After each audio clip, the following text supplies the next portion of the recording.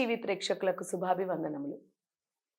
దేవి భాగవతంకి స్వాగతం, సుస్వాగతం.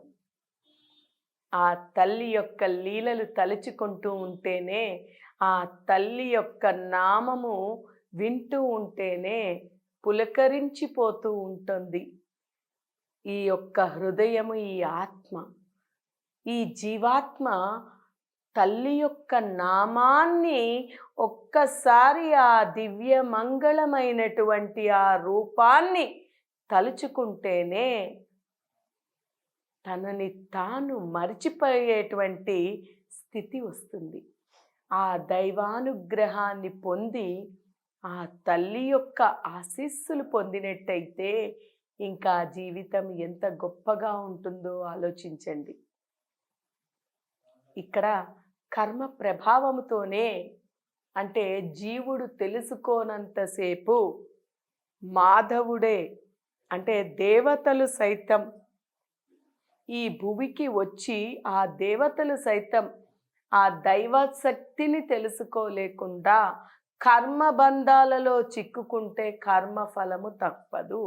అంటే అలా అని వారు చేసినటువంటి వారి యొక్క కర్మఫలానుసారంగా వారి జీవితం గడిచింది, వారిది కూడా ఇంకా ఏముంది అని అనుకుంటే అది తప్పు. ఎందుకంటే దైవలీలలు అంత గొప్పవి. దైవీ శక్తి, దైవ లీలనని ఎవరు అంచనా వేయలేరు. దేవతలకి లేకపోతే ఇది ఒక కారణంగా, అంటే ప్రతిదీ కూడా వారికి కారణంగా వస్తుందన్నమాట. ఆ పరిస్థితి, ఆ యొక్క మాట, ప్రతి ఒక్కటి కూడా ఒక కారణం లేకుండా వారికి ఆ జన్మ రాదు. కారణం లేకుండా వారికి బుద్ధి ఆ రకంగా మలదు. ఎప్పుడైతే ఈ దైవ కార్య నిమిత్తంగా వారు, విష్ణువు సైతం దైవ కార్య నిమిత్తంగా ఆయన చెయ్యాల్సినటువంటి పని, కర్మ ఆయనకి ఉంది కాబట్టి కర్మబంధంలోని చిక్కుకోవడం తప్ప వారికి కర్మ ఏమాత్రము ఉండదు. దైవాంశ సంభూతులు అయినప్పటికీ ఈ జగత్తుని ఉద్ధరించాలి అన్నా, ఈ జగత్తులో చేయవలసినటువంటి పనులు చేయాల్సిందన్నా కూడా లోక రక్షణార్థం వారు ఈ కర్మబంధం అనేటువంటి ఈ కర్మలలోని చిక్కుకొని, కర్మలలోని ఉండి జగత్తుని ఉద్ధరిస్తున్నారు. ఇదంతటినీ కూడా వారు మోస్తున్నారు. అలాగే ఈ యొక్క కృష్ణుడినే, అంటే ఈ విష్ణు అంశగా విష్ణువే జన్మించినటువంటి, కృష్ణుడుగా జన్మించినటువంటి ఆయన ఏ గర్భములోనైతే జన్మించారో ఆ యొక్క తల్లిదండ్రులు ఏ కారణం చేత అక్కడ ఆ కారాగార శిక్ష అనుభవించారు, అసలు వారు చేసినటువంటిది ఏమిటి కర్మ అనేది మనం తెలుసుకుందాం అనుకున్నాం. ఇప్పుడు అసలు కశ్యపుడు, ఒకప్పుడు కశ్యపుడు అంటే బ్రహ్మ మనుమడు, ఆయన కశ్యపుడు, బ్రహ్మదేవుడు మనువుడైనటువంటి కశ్యపుడు యజ్ఞానికి వెళ్ళి, వరుణుని యొక్క యాగానికి వెళ్ళి ఆ వరుణుని గోవును అపహరించాడు.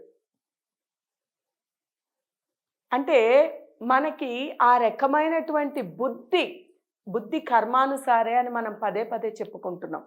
అంటే బుద్ధి ఆ రకంగా ప్రేరేపించబడింది. లేకపోతే కశ్యపుడు బ్రహ్మ యొక్క మనుమడైనటువంటి ఆయనకి ఆ రకమైన బుద్ధి ఏర్పడడం ఏంటి చెప్పండి? ఆయన యజ్ఞానికి, అది కూడా యజ్ఞానికి వెళ్ళి యజ్ఞం చేయడం కోసం, ఒక దైవ కార్యం చేయడం కోసం వరుణుని యొక్క గోవును అపహరించాడు. అది గ్రహించి వరుణుడు ఎంతగానో వేడుకుంటాడు, ఎన్నో రకాలుగా పరిపరి రీతులుగా అడుగుతాడు. బ్రహ్మకి చెప్తాడు. ఎవరి ద్వారా చెప్పించినా, ఏ రకంగా అడిగించినప్పటికీ కూడా కశ్యపుడు ఆ గోవుని తిరిగి ఇవ్వలేదు. ఆ కారణంగానే వరుణుడికి కోపం వచ్చి వరుణుడు శపించడం జరుగుతుంది. ఆయన ఆగ్రహాన్ని తట్టుకోలేకపోయాడు. ఏదైనా వస్తువు మన దగ్గర పోయిందనుకోండి, అందులోని మనకి చాలా ఇష్టమైనటువంటి వస్తువు ఏదైనా పోయిందనుకోండి, మనకి తెలియకుండానే మన లోపల నుంచి, హృదయంలో నుంచి ఆ యొక్క దుఃఖం పొంగుకుంటూ ఎలాగైతే వస్తుందో, ఆయనకి ఎంతో ఇష్టమైనటువంటి ఆ గోవు అపహరింపబడింది, దొంగతనం చేయబడింది అంటే ఆయనకి ఎంత బాధ కలుగుతుంది.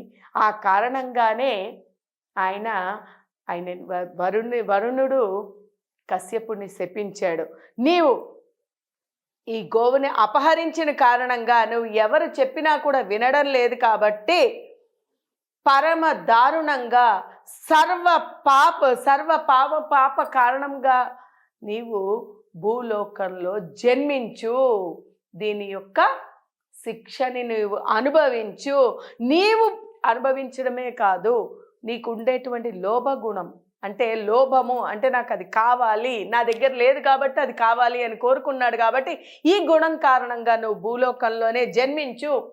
అలాగే ఇప్పుడు నీకుండేటువంటి ఇరువురి భార్యలతో సైతం నువ్వు భూలోకానికి వెళ్ళి భూలోకంలో జన్మించి నువ్వు చేసినటువంటి ఆ యొక్క అపహరణ దొంగతనం ఏదైతే ఉందో గోవు, నీవు ఆ గోకులంలోనే జన్మించు, వసుదేవుడిగా జన్మించు అని చెప్పి శాపాన్ని ఇచ్చేశాడు.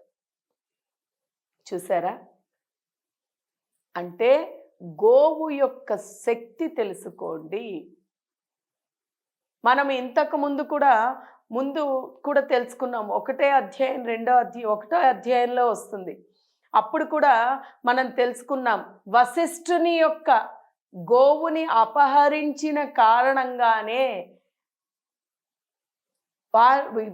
మానసపుత్రులైనటువంటి వారు సైతము భీష్ములు వారందరూ కూడా భూలోకంలోని జన్మించాల్సిన పరిస్థితి వచ్చింది. భీష్ములు వారు సైతము వశిష్ఠుని గోవుని అపహరించిన కారణంగానే ఈ భూలోకంలోని జన్మించి ఆయన ఎన్నో బాధలు అనుభవించాల్సి వచ్చింది.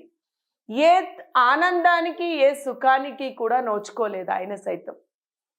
అంటే తండ్రికి ఇచ్చిన మాట, తండ్రి యొక్క వాంఛ తీర్చడం కోసము ఆయనకైనా బిగించుకుని ఉండాల్సిన పరిస్థితి వచ్చింది. అంటే ఇదంతా కర్మాన్ని బట్టే.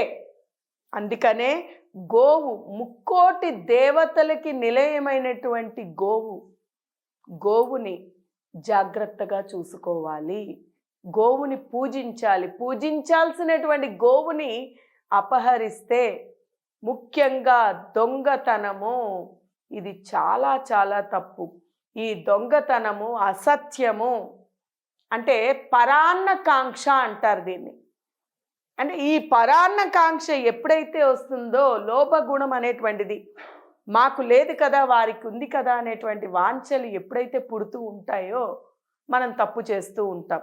అలా ఇంకొకరి వస్తువు తీసుకోవాలనుకుంటూ ఉంటాం. ఎప్పుడైతే మనం ఇలా ఇంకొకరి వస్తువుని మనం అపహరించి తీసుకోవడమో, ఏదో రకంగా వాళ్ళది మనం చేజిక్కించుకోవాలనుకోవడమో, దీని కారణంగా మనము కర్మని అనుభవించక తప్పదు. అందులోని భయంకరమైనటువంటి కర్మ ఉంటుంది. అన్నిటికంటే ఘోరమైనటువంటిది చోరత్వం, అంటే దొంగతనం, అసత్యం. ఇది చేసినందువల్ల దాని కర్మ మనము ఎలాగైతే ఈ యొక్క దొంగతనం చేసినందువల్ల వారి మనస్సు, ఇప్పుడు నా దగ్గర ఒక 10 రూపాయలు ఉంది, ఆ 10 రూపాయలు నేను ఏదో ఒక కారణానికి ఏదో ఒక పనికి దాచిపెట్టుకున్నాను, లేకపోతే ఆ ఒక పని నిమిత్తంగానే 10 పెట్టుకున్నాం. కానీ మనము దానిని చెడగొట్టి ఆ 10 రూపాయలు ఎవరైనా తీసేసుకున్నారనుకోండి, అది ఉంది కదా అనేటువంటి ధీమాతో మనం ఉంటాం.